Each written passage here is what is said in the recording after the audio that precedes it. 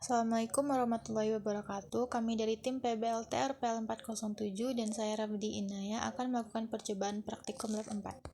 Komponen yang digunakan adalah NetMCU, breadboard, kabel jumper, kabel micro USB, RFID, servo, dan buzzer. Kita akan menghubungkan semua komponen ini sesuai dengan instruksi pada gambar ini.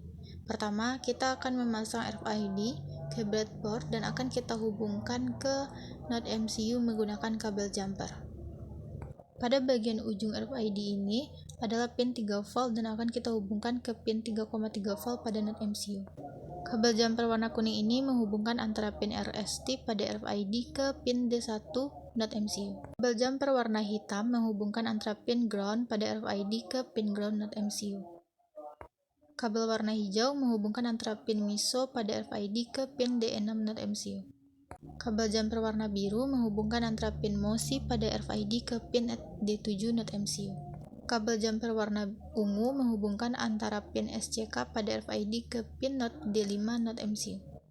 Dan kabel jumper warna putih menghubungkan antara pin SDA pada RFID ke pin D2 NetMCU. Selanjutnya, kita akan menghubungkan servo ke NetMCU. Kabel coklat ini adalah pin ground dan akan dihubungkan ke pin ground pada NetMCU.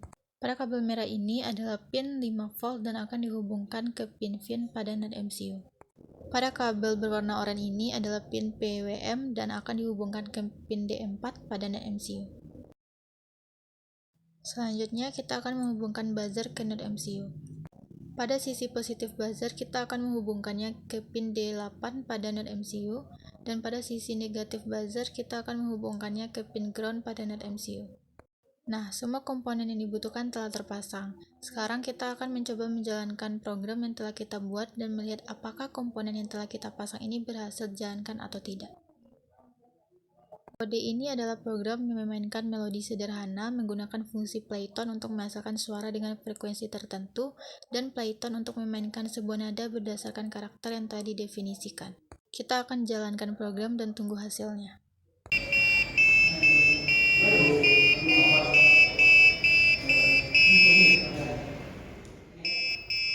Percobaan berhasil dengan buzzer berbunyi sesuai nada yang telah diprogram. Selanjutnya, ini adalah program yang berfungsi untuk mengontrol pergerakan servo motor menggunakan library servo.h. Program ini akan membuat servo berputar 180 derajat dan akan kembali ke 0 derajat secara perlahan dan berulang. Kita akan jalankan program dan tunggu hasilnya. Bisa kita lihat di sini percobaannya berhasil dilakukan.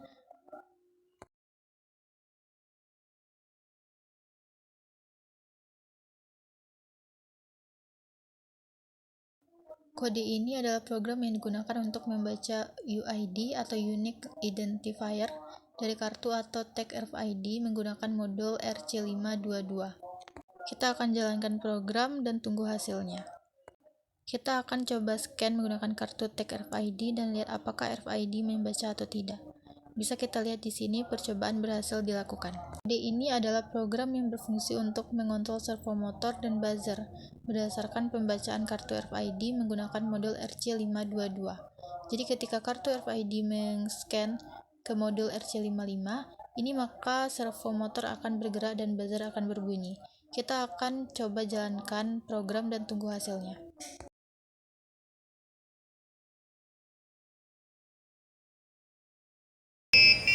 Terus kalian ini buka ininya bisa kan aja belum.